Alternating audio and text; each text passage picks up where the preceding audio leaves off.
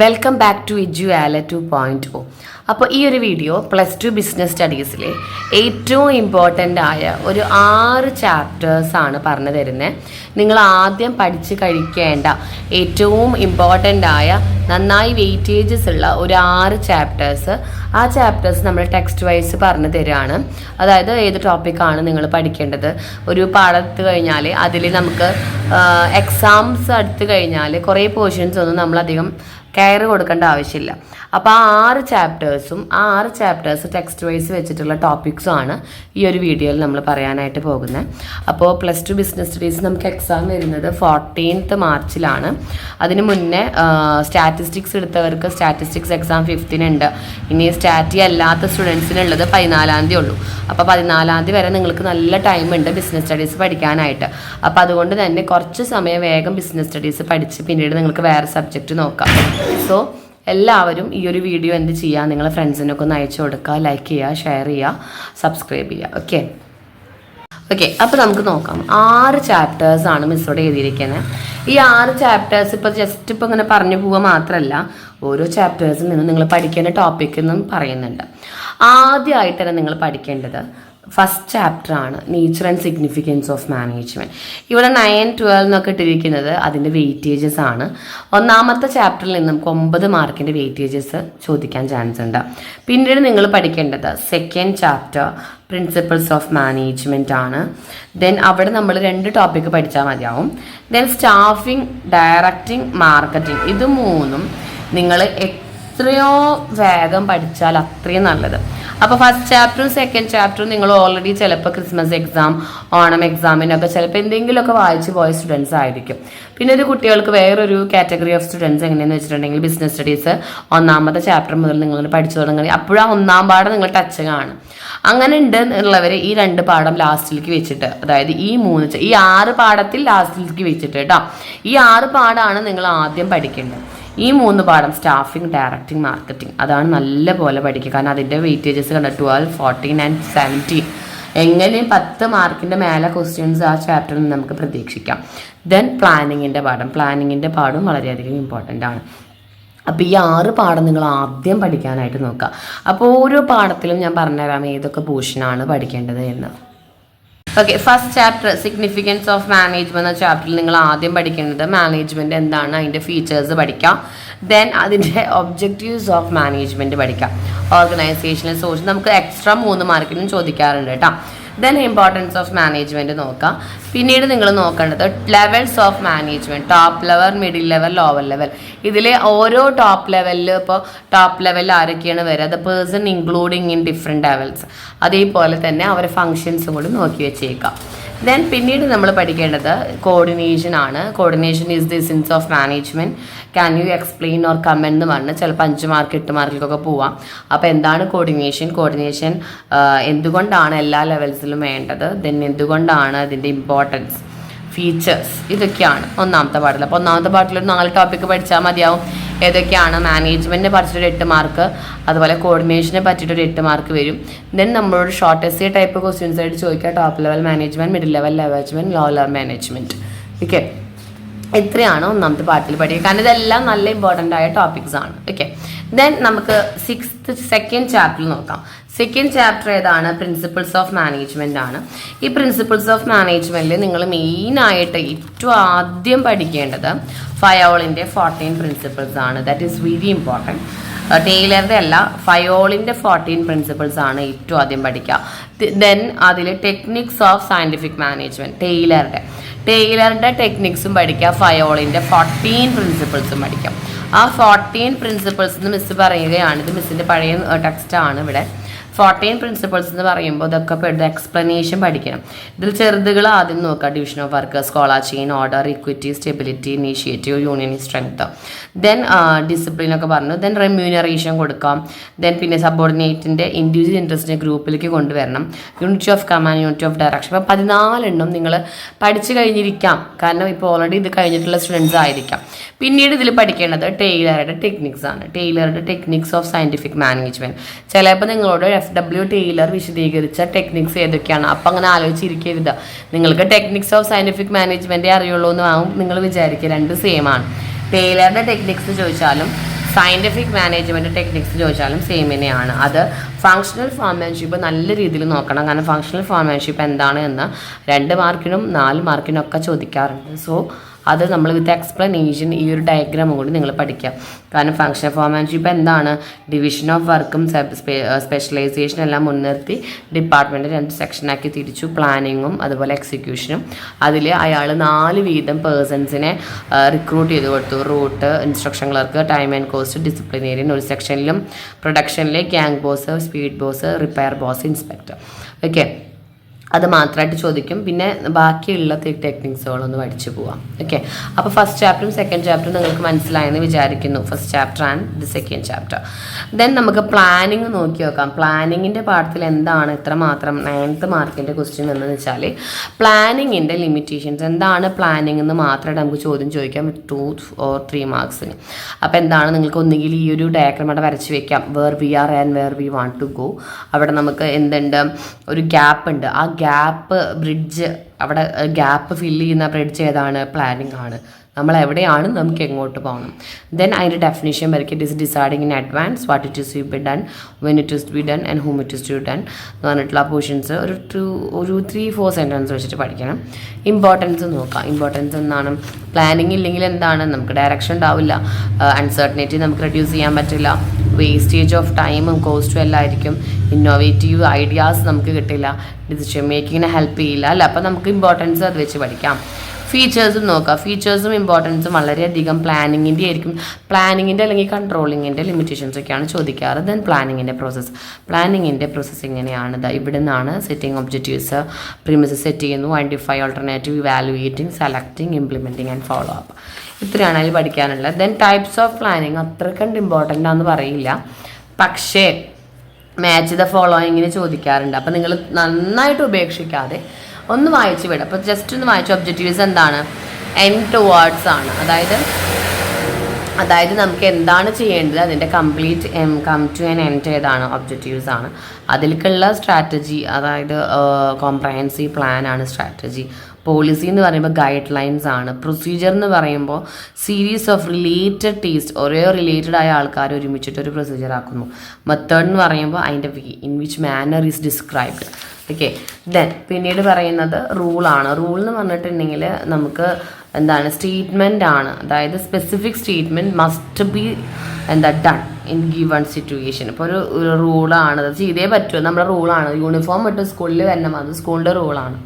Programme എന്താണ്, ഒരു detailed statement about the project. നമ്മൾ എന്താണ് അതിലെല്ലാം ഉണ്ടാവും.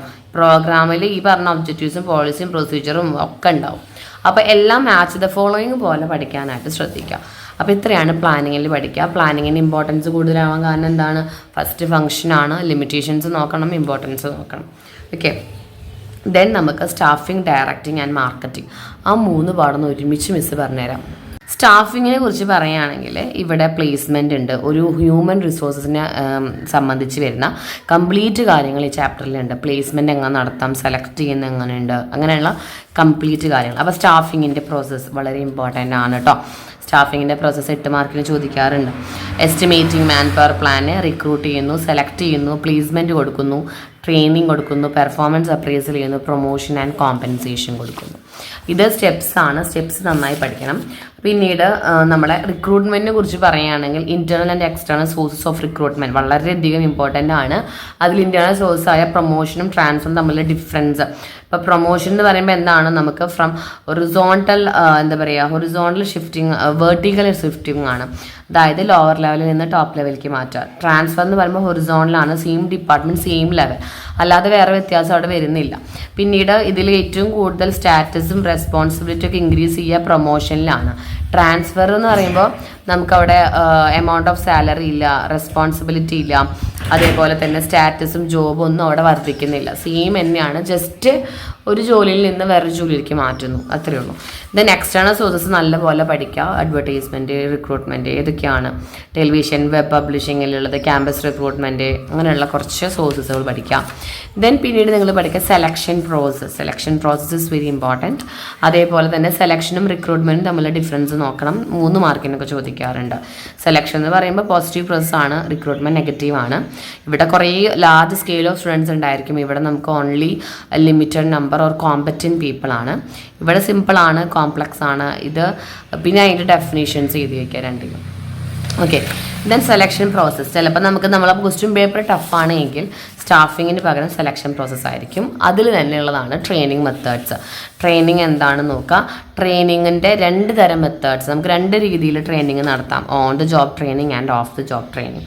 ഓൺ ദ ജോബ് ട്രെയിനിങ് എന്ന് പറഞ്ഞാൽ വൈൽ വർക്കിംഗ് ഡൂയിങ്, അതായത് ഡൂയിങ്ങിൽ തന്നെ അവർ പഠിക്കുകയാണ്. ലേണിംഗ് വൈൽ ഡൂയിങ് എന്ന് പറയാം. ഓഫ് ദ ജോബ് ട്രെയിൻ എന്ന് പറയുമ്പോൾ ലേണിംഗ് ബിഫോർ ഡൂയിങ്. നമ്മൾ അതിന് മുന്നേ പുറത്തുനിന്ന് പോയിട്ട് ട്രെയിനിങ് ഒക്കെ എടുത്ത് വന്നിട്ട് ജോലി ചെയ്യാൻ പാടുള്ളൂ. അപ്പോൾ ഇതിലൊരു 4 ടൈപ്പ് ഉണ്ട്. വിത്ത് എക്സ്പ്ലനേഷൻ ഇസ് മസ്റ്റ് ആണ്. Apprenticeship programme, coaching, internship, trading and job rotation. Off the job ട്രെയിനിൽ films, case study, computer modelling, vestibule training. ഇതിൽ വെസ്റ്റിബ്യൂൾ ട്രെയിനിങ് നല്ല പോലെ നോക്കിക്കോളൂ, 2 മാർക്കിന് ചോദിക്കാറുണ്ട് കേട്ടോ. അപ്പോൾ സ്റ്റാഫിങ് അത്രയും കണ്ട് നന്നായി പഠിക്കാം.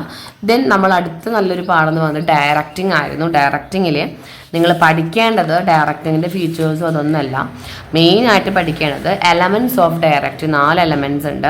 അതിൽ സൂപ്പർവൈസറുടെ റോള് പഠിക്കാം. മോട്ടിവേഷനിൽ നമുക്ക് ഇൻസെൻറ്റീവ്സിനെ കുറിച്ചിട്ട് പഠിക്കാനുണ്ട്. ലീഡർഷിപ്പിൽ നമുക്ക് ലീഡർഷിപ്പ് സ്റ്റൈൽസ് പഠിക്കാനുണ്ട്.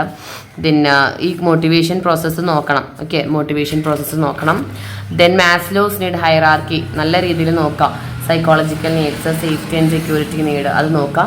ദെൻ ഫിനാൻഷ്യൽ ആൻഡ് ഇൻസെൻറ്റീവ്സും നോൺ ഫിനാൻഷ്യൽ ഇൻസെൻറ്റീവ്സും എന്നൊരു പേജ് മിസ്സിംഗ് ആണ്. Financial and non financial incentives പഠിക്കാം. ദെൻ പിന്നീട് ലീഡർഷിപ്പിൻ്റെ ഇമ്പോർട്ടൻസ് അല്ല, കമ്മ്യൂണിക്കേഷൻ പ്രോസസ്സ് പഠിക്കണം. It's very important. കഴിഞ്ഞ ക്വസ്റ്റ്യൻ പേപ്പറിൽ ഇത് 8 മാർക്കാണ്. അപ്പോൾ നമുക്കിപ്പോൾ 8 മാർക്കൊന്നും ചോദിക്കില്ല എങ്കിലും ചിലപ്പോൾ 4 മാർക്കിലേക്ക് പോവാം. ദെൻ കമ്മ്യൂണിക്കേഷൻ എന്താണ്? കമ്മ്യൂണിക്കേഷൻ്റെ barriers, informal, formal and barriers communication, പിന്നെ കമ്മ്യൂണിക്കേഷൻ നെറ്റ്വർക്ക്. കണ്ടോ, ഇതിൽ എത്രത്തോളം പഠിക്കാനുണ്ടെന്ന്. ഡയറക്റ്റിംഗ് എന്ന് പറഞ്ഞ ചാപ്റ്ററിലാണ് ഒരുപാടുള്ളത്. കമ്മ്യൂണിക്കേഷൻ്റെ barriers, informal and formal communication, communication നെറ്റ്വർക്കുകൾ, കമ്മ്യൂണിക്കേഷൻ പ്രോസസ്സ്. അപ്പോൾ കമ്മ്യൂണിക്കേഷനിൽ 4 എണ്ണം പഠിക്കാനുണ്ട്. ദെൻ ഇൻസെൻറ്റീവ്സിലേക്ക് വരികയാണെങ്കിൽ financial and non financial incentives പഠിക്കാം. മോട്ടിവേഷനിലേക്ക് വരികയാണെങ്കിൽ മാസ്ലോസ് നീഡ് ഹൈറാർക്കി നന്നായിട്ട് പഠിക്കാം. ദെൻ ലീഡർഷിപ്പിലേക്ക് വരികയാണെങ്കിൽ ലീഡർഷിപ്പ് സ്റ്റൈൽസ്, 3 തരം ലീഡർഷിപ്പ് സ്റ്റൈൽസ് ഉണ്ട്. ഓട്ടോക്രാറ്റിക് എന്നൊക്കെ പറഞ്ഞിട്ട് 3 തരം ലീഡർഷിപ്പ് സ്റ്റൈൽസുകളുണ്ട്. ആ 3 തരം ലീഡർഷിപ്പ് സ്റ്റൈലുകളും പഠിക്കണം. ദെൻ സൂപ്പർവിഷനിലേക്ക് വരികയാണെങ്കിൽ സൂപ്പർവൈസറുടെ റോള് അല്ലെങ്കിൽ ഇമ്പോർട്ടൻസ് ഓഫ് സൂപ്പർവൈസർ അതും ചോദിക്കാറുണ്ട്. അപ്പോൾ അങ്ങനെ വേണം പഠിക്കാനായിട്ട്. ഓക്കെ, അപ്പോൾ ഈ ഒരു പാഠത്തിൽ എല്ലാ ടോപ്പിക്കും നമുക്ക് 5 മാർക്ക് 8 മാർക്കിൻ്റെ ഉള്ളൂ. അവിടെ നിന്ന് അങ്ങോട്ട് താഴേക്കുള്ള ടോപ്പിക്കുകൾ ഇല്ല.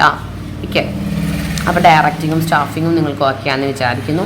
ദെൻ മാർക്കറ്റിംഗ് എന്ന് പറയുമ്പോൾ അത്യാവശ്യം നല്ല ലെങ്തി ചാപ്റ്റർ ആണ് എങ്കിൽ കൂടിയും എന്തുണ്ട്, നമുക്ക് പഠിച്ച് വേഗം തീരും. നിങ്ങൾ വിചാരിക്കുന്ന പോലെ ടഫൊന്നുമല്ല.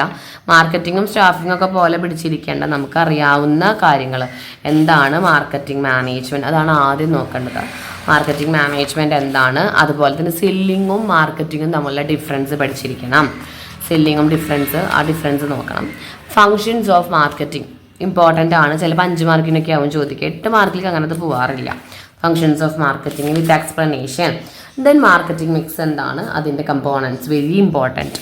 4 എണ്ണം. അപ്പോൾ 4 മാർക്കിന് ചോദിക്കുകയാണെങ്കിൽ നിങ്ങൾ ഇതേപോലെ കൊടുത്താൽ മതി. പ്രൊഡക്റ്റ് എന്താ, പ്രൈസ് എന്താ, പ്ലേസ് എന്താ, പ്രൊമോഷൻ എന്താണ്. അല്ലാതെ 8 മാർക്കിന് ചോദിക്കുകയാണെങ്കിൽ നിങ്ങൾക്ക് ഓരോന്നിലും അറിയാവുന്ന ഇത് കാര്യങ്ങൾ വേണമെങ്കിലും എക്സ്പ്ലെയിൻ ചെയ്യാം. ബ്രാൻഡിങ്ങിൻ്റെ ഗുഡ് ടേംസുകൾ ഏതൊക്കെയാണ്, ടൈപ്സ് ഓഫ് ഗുഡ്സ് ചോദിക്കാം. ദെൻ അതേപോലെ characteristics of good brand name ചോദിക്കാം. പാക്കേജിങ് എന്താണെന്ന് ചോദിക്കാം. ഫാക്ടേഴ്സ് എഫക്റ്റിംഗ് പ്രൈസ് ഡിറ്റർമിനേഷൻ 5 മാർക്കിന് ചോദിക്കാം. ദെൻ ചാനൽസ് ഓഫ് ഡിസ്ട്രിബ്യൂഷൻ എന്ന് പറയുമ്പോൾ അതിൽ എന്തൊക്കെ പെടുന്നുണ്ട് ചോദിക്കാം. ദെൻ പിന്നീട് നമുക്കുള്ളത് ഫാക്ടേഴ്സ് ഒക്കെ പറഞ്ഞു.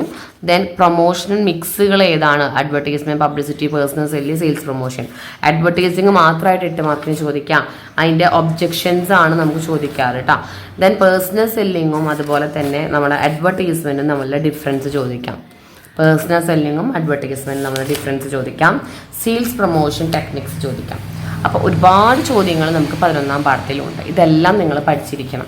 അപ്പോൾ ഇത്രയും ടോപ്പിക്കുകളാണ് ഈ 6 പാഠത്തിൽ പഠിക്കേണ്ടത്. ഈ 6 പാഠത്തിൽ നിന്ന് തന്നെ നിങ്ങളൊരു ക്വസ്റ്റ്യൻ പേപ്പർ എടുത്താൽ ഒന്നും വേണ്ട, നമ്മൾ മോഡൽ എക്സാം ക്വസ്റ്റ്യൻ പേപ്പർ നമുക്ക് എടുത്ത് നോക്കാം. ആ മോഡൽ എക്സാം ക്വസ്റ്റ്യൻ പേപ്പർ എടുത്തു കഴിഞ്ഞാൽ ഈ 6 പാഠത്തിൽ നിന്ന് എത്ര മാർക്കിൻ്റെ ക്വസ്റ്റ്യൻ ചോദിച്ചിട്ടുണ്ടെന്ന് നിങ്ങൾ നോക്കുക. അപ്പോൾ അതിലപ്പോൾ നിങ്ങൾ പറയാം അയ്യോ അതിൽ ചോദിച്ച സ്ഥിതിക്ക് ഇനി ഫൈനലിന് വരുമോ മിസ്സേന്ന് ചോദിക്കും. ഈ 6 പാഠം മാറ്റി നിർത്തി ബാക്കിയുള്ള 5 പാഠത്തിൽ നിന്ന് ഒരിക്കലും ഇടില്ല. ദെൻ 11th ചാപ്റ്ററിൽ ചിലപ്പോൾ 10th ചാപ്റ്റർ നമ്മുടെ ഫിനാൻഷ്യൽ മാർക്കറ്റാണ്, അത് സ്കിപ്പ് ചെയ്തിട്ടുള്ള പോർഷനാണ് 11th ചാപ്റ്റർ. ചില കുട്ടികൾ പുതിയ ടെക്സ്റ്റ് ബുക്കുകളിൽ 10th ചാപ്റ്ററിന് പകരം മാർക്കറ്റിംഗ് കൊടുത്തിട്ടുണ്ട്.